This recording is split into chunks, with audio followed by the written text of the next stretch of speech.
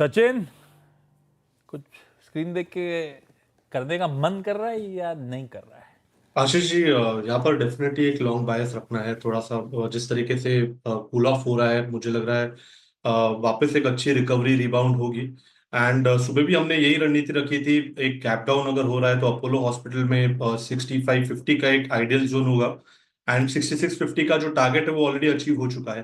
सो वैसे ही मुझे लग रहा है ट्रेड्स आपको आइडेंटिफाई करने हैं। वहां पर मुझे लग रहा है वोल्टास का जो स्ट्रक्चर है वो काफी इंटरेस्टिंग रहा है। जिस तरीके से एक इंपॉर्टेंट सपोर्ट है लगभग अराउंड 1250 के आसपास, वो सपोर्ट इसने रिविजिट किया है। एंड वहां से एक नेगेटिव पॉजिटिव डाइवर्जेंस उभर के नजर आ रहा है। तो मुझे लग रहा है वोल्टास में एक अच्छी शॉर्ट कवरिंग मूव अनफोल्ड होनी चाहिए। ऑन द हायर साइड 1320 के पहले कोई मेजर रेजिस्टेंस नहीं है स्टॉक में। सो 1300 और 1320 के दो लक्ष्य के लिए यहाँ पर वोल्टास में लॉन्ग पोजीशंस बनाने की सलाह होगी। स्टॉप लॉस आपको यहाँ से लगभग अराउंड 1240 पे लगाना चाहिए। ओके, वोल्टास आपकी कॉल 1265 पे बाय। एक सेकेंड, 1265 पे आपने अप्रैल फ्यूचर्स पे बाय की वकालत की है। मानस सर, ये प्रकाश सर, आपका ट्रेड? एक्चुअली ट्रेड नहीं करना चाहिए। अगर करना है तो रिस्क रिवॉर्ड रेशियो देखना है और कुछ नहीं देखना। स्टॉक का नाम है मैरिको। ट्रेड करा है 667 के आसपास। ₹6 का स्टॉक है, 660 का प्रॉफिट 680 तक। तो मतलब 1:2 1:3 ये बनता है यहाँ पर। लेकिन exit fast. Marico risk reward ratio देखिए और कुछ मत देखिए। No direction, nothing. 1:2, 1:3। I am assuming बड़ा वाला नंबर रिवॉर्ड का है, छोटा वाला नंबर रिस्क का है ना काबा सर? उसी का टारगेट होना चाहिए। 660 का स्टॉप लगाइए तो ₹7 का स्टॉक है, करीब ₹13। गावा सर मजाक को भी सीरियस लेते हैं यार। गावा सर ने कहा है मेरे को तेजी करने का मन है। जी। मानस, क्या ट्रेड लेने का मन? आशीष जी थोड़ा वेट करेंगे। आई थिंक ये सही समय नहीं है कोई डायरेक्शनल कॉल लेने का, क्योंकि जिस तरह की गिरावट है उसके बाद शॉर्ट करना भी मुश्किल लग रहा है और खरीदारी करने का अभी कोई ऐसा पॉजिटिव स्ट्रक्चर दिख नहीं रहा है, कहीं पर रिवर्सल के साइन नहीं है। आई थिंक वेट करेंगे थोड़ा। फिर जो अगर नजर में आया आप सबके कोई भी ट्रेड, तो प्लीज हाथ उठाइएगा ताकि ट्रेड बढ़िया वाले मिस ना हो। अच्छा, इस बीच जरा ट्रेंड को लेकर आइए। वो 10% अपन ने देखा था शुरुआती ट्रेड में, दबाव में था ट्रेंड, अब वो 15% के सर्किट पे है। इस तरह का प्रेशर ट्रेंड पे इस समय माउंट होता हुआ आपको नजर आएगा। टाटा स्टील अभी भी 10% के सर्किट पे लॉक्ड है। वो दो स्टॉक्स थे, ट्रेंट और टाटा स्टील, जो 10-10% के सर्किट पे थे। देखते हैं, इसका मैं अपडेट आएगा तो मैं आपके साथ शेयर करूंगा। खैर, मानस वेट एंड वॉच मोड पे इस समय ट्रेड नहीं लेंगे। सतपुते साहब, आप? आशीष जी, मूड तो वेट एंड वॉच का ही है मुझे लगता है, क्योंकि ये इतना बड़ा गैप डाउन होने के बाद ऑब्वियसली जो शॉर्ट्स थे वो इनिशियल फर्स्ट हाफ में थोड़ा कवर होगा, लेकिन लगता है कि ये शॉर्ट कवर होने के बाद क्या, उसके बाद फिर से सेलिंग ही आएगी। तो I would like to wait for कि जहां पे थोड़ा सा निफ्टी रुके, स्टॉक रुके, फिर वहां पे सेल निकलता है कि नहीं वो देखना पड़ेगा। This is just a pull back जो अर्ली ट्रेड में हम लोग एक्सपेक्ट कर रहे हैं, तो ये पुल बैक में मैं लॉन्ग नहीं करूंगा। बिल्कुल फेयर इनफ। देखिए, थोड़ा सा पेशेंस करना भी बहुत ज़रूरी है। और आशीष बहती जी, आपको कुछ मार्क करने लायक ठीक लग रहा है इस वक्त इस प्राइस पे? कंपल्शन नहीं है, आप स्किप भी कर सकते हैं। वीरेंद्र जी, गॉडेज सीपी में अच्छा मोमेंटम बन रहा है और जिस हिसाब से इतने खराब मार्केट में भी बाइंग इंटरेस्ट बना हुआ है, भले वो क्रूड के कारण हो या कंजम्पशन स्टोरी रहे, लेकिन चार्टिकली काफी अच्छे से इसने अपने जो रिसेंट लोज है पिछले 5 दिनों से उसको होल्ड किया है। तो यहाँ खरीदारी की सलाह है। जो स्टॉप लॉस इसमें मेंटेन करना है वो 1140 का एक एसएल मेंटेन करें। 1180 का पहला टारगेट और 1200 के दूसरे टारगेट के लिए इसमें खरीदारी की सलाह है। रचना ओके, गोदरेज सीपी, हाँ, ये पहला स्टॉक है जो कि मेरे डेरिवेटिव्स की लिस्ट में आके अलोंग विद टोरेंट फार्मा 1% के गेंस के साथ ट्रेड किया। और इसको थोड़ा सा गोदरेज सीपी को अगर आप ट्रांसलेट करें डेली चार्ट्स पे, तो आप ये समझ लीजिएगा, मतलब आशीष ने जो ट्रेड पिक किया, मैं उसकी इंपॉर्टेंस और उसके कुछ वेरिएबल्स को डिस्कस कर रहा हूँ।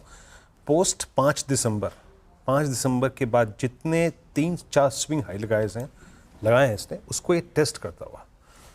सो एक बहुत ही बड़े उलट फेर के बीच में गोदरेज सीपी अपने मल्टी मंथ हाइस को टेस्ट करता हुआ।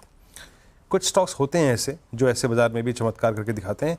और मैं रचना जी के पास जाऊंगा एक ट्रेड लूँगा, लेकिन उससे पहले एक चीज़ स्क्रीन पर रखूंगा। लेट्स ब्रिंग चंबल फर्टिलाइजर्स, तो जो आशीष और मैं सुबह सुबह बात कर रहे थे ना, स्ट्रेंथ कहाँ कहाँ पे है, कहाँ कहाँ पे नहीं है, बाजार उसको लैच ऑन करने की कोशिश करेगा। तो चंबल कहाँ खुला 598 और 610 पे आके ट्रेड करता हुआ। अरे, तो एक strength आशीष वाले का याद है pockets- आपको, क्या गोदरेज कंज्यूमर, दूसरा आशीष का सुबह टोरेंट फार्मा याद नहीं आ रहा है आपको? अच्छा, मैं भूल गया, माफी चाहूंगा। अभी बताऊंगा टोरेंट फार्मा की स्टोरी क्यों चल रहा है वो, क्योंकि फ्राइडे को भी आपको याद होगा इनग्रीन बंद होता जब फार्मा पेन में था। इनग्रीन बंद। खैर, आप रचना जी से ट्रेड ले लो आप। हाँ, हाँ रचना जी, क्या पिक कर रही हैं आप? कि मेरी तरफ से पेटीएम में हम एक शॉर्टिंग अपॉर्चुनिटी ढूंढ सकते हैं, क्योंकि सेटअप खराब है लेकिन रैली आई है, तो थोड़ा रिस्क रिवॉर्ड रेशियो बेटर बैठता है शॉर्ट के लिए। 825 का फ्यूचर्स पे अगर यहाँ पे एसएल लगाया जाए तो 825 के नीचे जब तक ये रहेगा तब तक चांसेस है कि ये दोबारा से 780 एंड 770 आज के दिन में हमें दिखा सकता है। पेटीएम रखिए रडार पे। चंदन, आपने क्या पिक किया? बिल्कुल, मेरा फोकस रहेगा बजाज फाइनेंस पे। कहीं ना कहीं देखिए, सेलेक्टिव काउंटर है जहाँ पे स्ट्रेंथ थी जो एक मेजर लेवल से घूम रहे हैं, और हैवी वेट्स है वहाँ पे इस बाजार में नज़र रखनी चाहिए। बजाज फाइनेंस जब पूरा मार्केट करेक्ट हुआ था पिछले 4-5 महीने में, तब ये खड़ा रहा था और एक नया मोमेंटम बनाया। अभी पिछले 8-9 दिन से करेक्टिव मूव हुआ है, मेरे हिसाब से वापस यहाँ पे बॉटम के प्रोसेस देखने को मिलेंगे, और बाजार में यदि बजाज फाइनेंस लीड लेगा तभी जाके कहीं ना कहीं इंडेक्स में स्टेबिलिटी बनेगी। इस काउंटर में 9260 से लेके 8300 तक का करेक्टिव मूव हो चुका है। अब exactly 50 day exponential moving average को होल्ड कर रहा है, और ये वापस सपोर्ट है लगभग 66 दिन के बाद आ रहा है। तो ये सब तथ्यों के हिसाब से और रिस्क रिवॉर्ड रेशियो के हिसाब से बजाज फाइनेंस पर खरीदारी की सलाह होगी। सपोर्ट रहेगा 8370 के आसपास के 8888 के टारगेट आपको बजाज फाइनेंस में मिलने चाहिए। ओके, बजाज फाइनेंस आपका ट्रेड है। एंड द फर्स्ट इंडेक्स, प्रथम वो इंडेक्स जो कि अपने प्रीवियस डे के हाई को काट रहा है, वो है निफ्टी एफएमसीजी। आशीष, तो बाजार ने अगर किसी चीज़ पे फोकस किया तो local, look at Godrej CP और मैरिको, जिसका क्वार्टरली अपडेट फिर भी मायने रखता था, है ना। First index to regain previous swing high is Nifty FMCG. रखिए भाई। अच्छा, मयूरेश के पास जाऊं उससे पहले आज के सारे ट्रेड्स हो गए एक्सपर्ट्स के। सचिन ने आज सुबह इकलौता जो अपना बाय कॉल था वो अपोलो हॉस्पिटल्स पे था। गिरावट में खरीदारी करने का मन, एक बार अपोलो हॉस्पिटल्स लेकर आइएगा। मेरे ख्याल से ये देखिए 65, नहीं इंट्राडे चार्ट रखिए प्लीज स्क्रीन पे। अपन ने 65-50 के आसपास लैच ऑन करने की बात करी थी मेरे ख्याल से, और 65-10 का स्टॉप था।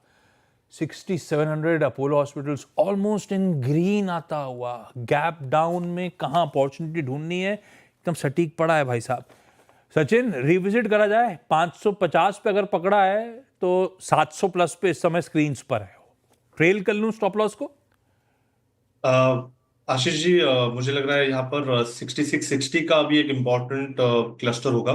हमारा टारगेट भी अराउंड 6650 का था, तो टारगेट पार हो चुका है। अगर किसी की एग्जिस्टिंग पोजीशन है तो रिटेन करने की सलाह होगी, बट स्टॉप लॉस आपको 6660 पे ही लगाना पड़ेगा।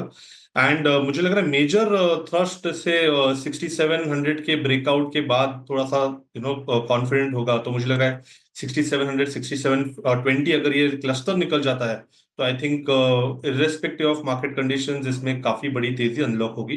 तो यहाँ पर ट्रेलिंग स्टॉप लॉस से अगर किसी की एग्जिस्टिंग लॉन्ग पोजीशन है तो रिटेन करें। जो सेकंड ट्रेड है मेरे पास जो अभी हाईलाइट हुआ है वो है बीपीसीएल का। यहाँ पर भी डेटा काफी कॉन्फिडेंट था। इनफैक्ट ये मेरा सेकंड प्रेफर्ड पिक था। अराउंड 260-265 के आसपास एक काफी कॉन्फिडेंट सपोर्ट बेस है। एंड यहाँ पर भी जिस तरीके से ओपनिंग हुई थी, इस पर्टिकुलर सपोर्ट बेस को इसने रिविजिट किया एंड वहां से ही एक अच्छी रिकवरी अनफोल्ड हो रही है। तो मुझे लग रहा है बीपीसीएल पे भी आपको ध्यान देना चाहिए। इनफैक्ट अगर थोड़ी सी डिक्लाइन आते भी है तो अराउंड 270 तक खरीदारी की जा सकती है। स्टॉप लॉस आपको यहाँ से लगभग अराउंड 267 पे लगाना है। एंड यहाँ पर भी हो सकता है कि अराउंड 284 से लेके 295 तक की एक पुल बैक मूव जल्दी इस पर्टिकुलर स्टॉक में अनफोल्ड हो। तो यहाँ पर बीपीसीएल में भी खरीदारी करने की सलाह होगी। ओके, सचिन के पास बहुत सारे बाइंग आइडियाज हैं। जरा एक बार निफ्टी को इंट्राडे चार्ट पे लिखे आइएगा। बस एक चीज़ नोट करके रख लीजिएगा, जो कि शायद मैं भी अपने चार्ट पे नोट करके बैठा था, और वो मॉर्निंग का बेस वन लेके आइएगा। एक बात याद रखिएगा, किसी भी तरीके से इस चार्ट को अगर तर्कसंगत बनना है तो आपको एटलीस्ट जरा प्लीज़ मॉर्निंग के लेवल लेके आएंगे, एक लेवल मैं नोट कराता हूँ आपको, और वो है 22,157।